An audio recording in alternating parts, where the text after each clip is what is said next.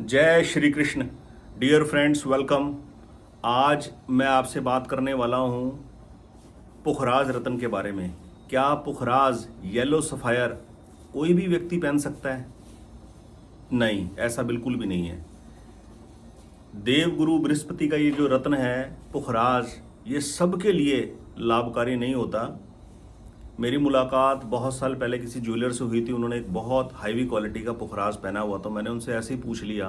मैं कहा, आपका क्या लगन है जन्म कुंडली का?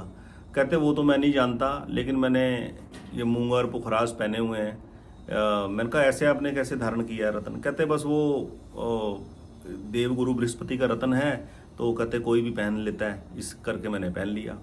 और बाद में मैंने जब और मुलाकातें उनसे करी तो देखा जीवन के अंदर उनके परेशानी भी थी और पारिवारिक भी उनको काफ़ी डिससेटिस्फेक्शन था संतान पक्ष की तरफ से। उनकी बिटिया को कुछ वोकल प्रॉब्लम थी। तो मैं ये नहीं कहता कि वो प्रॉब्लम गुरु का रतन पुखराज धारण करने से आई, लेकिन जीवन के अंदर कभी भी रतन का चयन और रतन पहनना एक बहुत बड़ी काम होता है।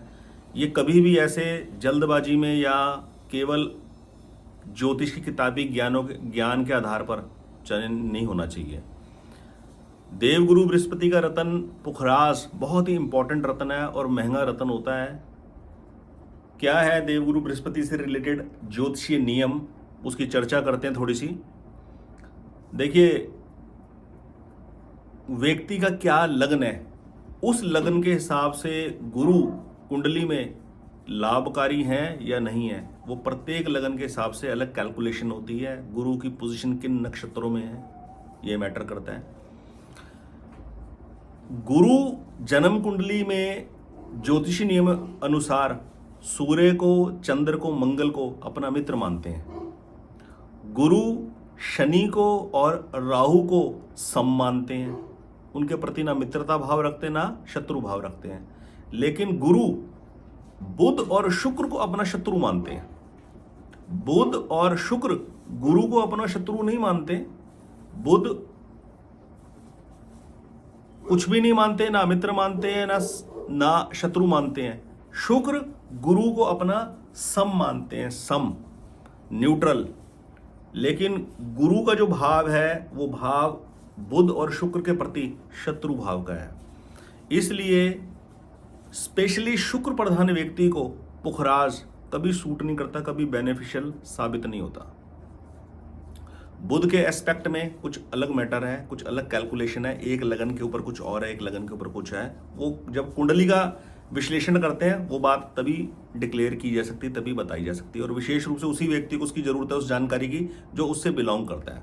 फॉर एग्जाम्पल मैं आपसे बात करूं, ऐसा नहीं है कि पुखराज रतन कोई भी व्यक्ति पहन ले क्योंकि गुरु का रत्न इसलिए लाभ ही लाभ करेगा, ऐसा बिल्कुल भी नहीं है। फॉर एग्जाम्पल, गुरु जो है वो आकाशीय तत्व ग्रह माने जाते हैं। उनका जो ज्योतिष नियम के अनुसार तत्व है वो आकाशीय तत्व है।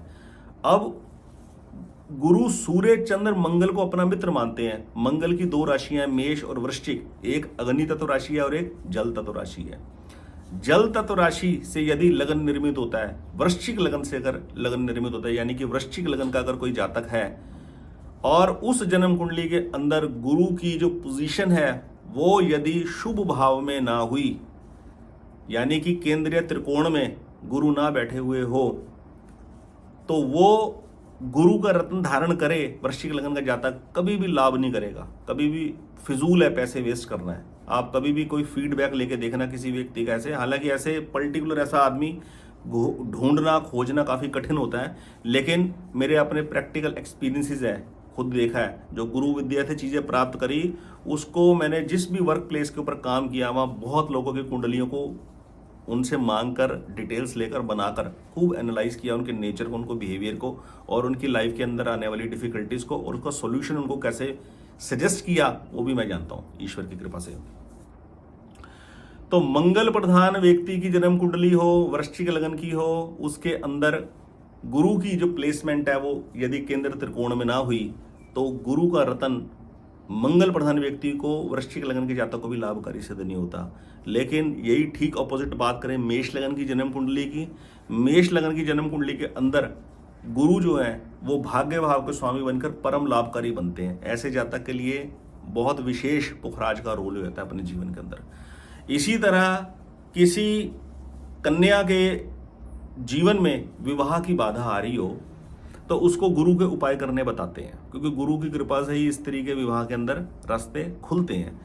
लेकिन जनरली आप देखेंगे बहुत लोग क्या करते हैं, स्ट्रेट अवे पुखराज की अंगूठी पहना देते हैं लड़कियों को कि पुखराज धारण करने से उनका विवाह अति शीघ्र हो जाएगा, जल्दी हो जाएगा। लेकिन इस बात का ध्यान नहीं रहता कि उस कन्या विशेष की जो जन्म कुंडली है कहीं शुक्र प्रधान ना हो, कहीं वृष लगन या तुला लगन की जन्म कुंडली ना हो। तुला लगन या वृषभ लगन की जन्म कुंडली के जातक को पुखराज कभी भी सूटेबल रतन साबित नहीं होता।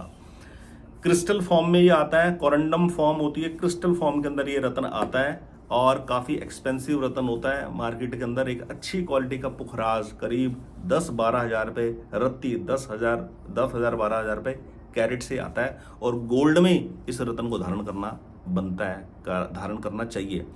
इसलिए किसी एक्सपर्ट से राय लेकर ही जेमस्टोन का निर्णय करें, कुंडली का विश्लेषण करवाकर ही निर्णय करें।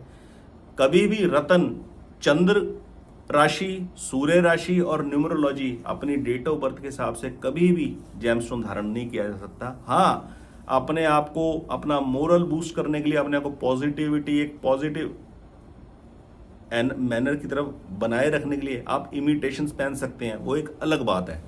लेकिन ग्रह दोष उससे नहीं कटता। ग्रह दोष क्या है कि आपका कोई भी ऐसा लग्न है जिस लग्न के, विशेष रूप से यदि आप गुरु प्रधान व्यक्ति हैं, अगर आपकी धनु लगन की या मीन लगन की जन्म कुंडली है तो आप गुरु प्रधान व्यक्ति हो गए। या कोई अन्य लगन है आपका, उन लगनों में गुरु यदि अत्यंत आवश्यक ग्रह है, केंद्रीय त्रिकोण के स्वामी हैं, लेकिन उनकी प्लेसमेंट शुभ नहीं है। गुरु मान लीजिए बैठ गए भरणी में, गुरु बैठ गए मान लीजिए पूर्वा फाल्गुनी में, पूर्वा आषाढ़ा में, ये शुक्र के नक्षत्र है।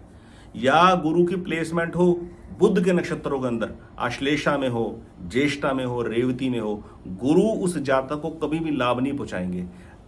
रतन धारण करना फिजूल जाएगा, पैसे की वेस्टेज होगी। इसलिए जन्म कुंडली का विश्लेषण किसी एक्सपर्ट से करवा कर ही जेमस्टोन चूज करें और जेमस्टोन पहने, ठीक धातु में, ठीक वेट का। इस चैनल को ज़्यादा से ज़्यादा लोगों के साथ कृपया शेयर करें। अगर आपको मेरी वीडियो पसंद आती हो तो चैनल को प्लीज़ सब्सक्राइब करें और दूसरों के साथ भी शेयर करें। बहुत बहुत धन्यवाद फ्रेंड्स। फिर ऐसी एक वीडियो लेकर आऊँगा। आज मोस्ट प्रोबेबली एक वीडियो और बनाएंगे, मेष लगन के जातकों के लिए कौन से अत्यंत शुभ रतन होते हैं और कौन से रतन उनको बिल्कुल नहीं पहनने चाहिए, इस टॉपिक के ऊपर भी वीडियो बनाएंगे। पुखराज से रिलेटेड और पुखराज के साथ और ग्रहों के नग कौन से धारण कर सकते हैं, कौन से धारण नहीं करने चाहिए, इन टॉपिक्स के ऊपर भी वीडियो बनाएंगे। बहुत बहुत धन्यवाद। जय श्री कृष्ण।